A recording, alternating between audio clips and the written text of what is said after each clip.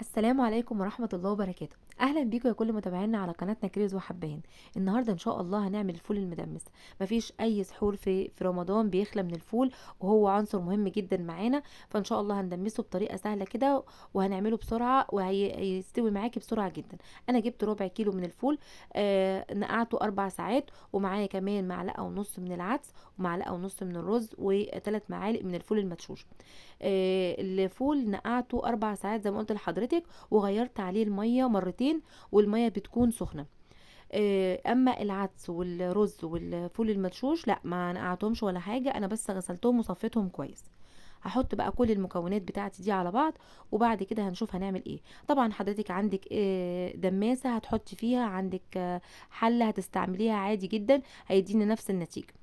الميزه بس في الدماسه ان احنا بنقول ان هي بس بيبقى ايه، الجزء بتاع اللي فوق ده بيبقى صغير، فما بيساعدش ان سطح الفول يتأكسد ويسمر شويه.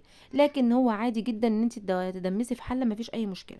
هجيب كمان عصره ليمونه، دي نص ليمونه، بس ليمونه كبيره. لو حضرتك بتستخدمي ليمون صغير هتعملي ليمونه كامله وتعصريها كده على المكونات دي.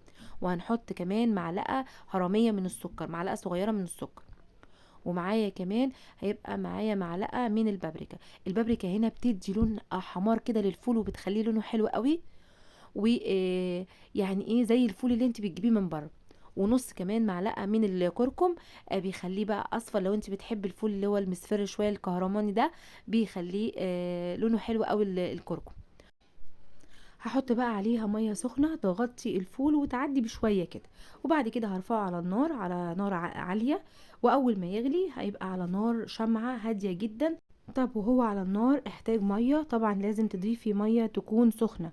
اوعي تضيفي ميه من الحنفيه، هتكوني مسخنه ميه وتضيفيها شويه بشويه، صغيرين شويه بصغيرين خالص، لحد ما يستوي ويبقى تمام. انا كده كنت نزلته طبعا من على النار، وبدات يعني احط لكم منه كده في الطبق عشان تشوفوه. ما شاء الله الفوله مستويه تماما، وكمان لونه كهرماني كده، لونه حلو قوي. طبعا ده من الكركم، خلى لونه اصفر كده حلو. لو انت بتحبي الفول الايه المصفر ده. وزي ما قلنا لو انت بتحبي الفول الاحمر اللي هو بيبقى فيه سنه حمار زي بتاع بره، مش هتحطي الكركم وهتكتفي بالبابريكا بس. تمام. ههرس بقى الفولايه كده، بصوا بتتهرس معايا ازاي، ما شاء الله.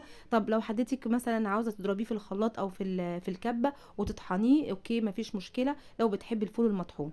آه هنيجي بقى لنقطة التخزين. او انت دلوقتي مثلا عاملة كمية، انا طبعا عاملة كمية صغيرة فايه، مش هخزن منها يعني على المدى البعيد. لكن لو هقولك ازاي ان انت ايه تكوني تخزنيه، لو انت عاملة كمية مثلا نص كيلو او اكتر، هتقسميه على عدد الايام اللي انت حسب الوجبه اللي بتاكليها انت واسرتك، او حسب يعني ايه الكميه اللي انت هتحدديها. هنيجي بقى نجيب برطمانات. البرطمانات هنا دي برطمانات ازاز معقمه، لازم تكون معقمه، ومهم جدا الخطوه دي. طب التعقيم بيكون ازاي؟ هنجيب البرطمانات دي ونحطها في ميه سخنه تاخد غلوه كده في الميه، وبعد كده هنسيبها تنشف خالص. طيب لو انا عاوزه استعملها وهي لسه ما نشفتش، هدخلها الفرن في صينيه، واحطها كده، اولع الفرن على الهادي، واسيبها يعني مثلا 5 دقايق، هلاقيها نشفت وبقت تمام. وبعد كده ابدا استعملها. هحط بقى الفول بتاعي في البرطمانات، طبعا انا مقسمه حسب استعمالي. وبعد كده هديله نقطه زيت بسيطه وهقفله. طب لازم احط في البرطمانات الفول وهو سخن. ليه؟ عشان اما اجي اقفل عليه بالغطا اديله تكه الامان اللي هو هيقفل عليها. لكن لو انا سبت الفول يبرد مش هيديني تكه الامان دي. وكمان عشان كده لازم استعمل برطمانات ازاز. يعني يا حبايبي مش هينفع خالص ان احنا نستخدم برطمانات بلاستيك. بعد كده بقى جبت شويه فول كده وبدات احضرهم بقى للسحور، وقلت احضرهم كده قدامكم ومعاكم. حطيت عليه ملح وكمون وكزبره، لو حابه تحطي شطه ماشي، وشويه طحينه كده، وكمان عصره ليمونه. واحط بقى شويه زيت واقلبه بقى تقليبه كويسه.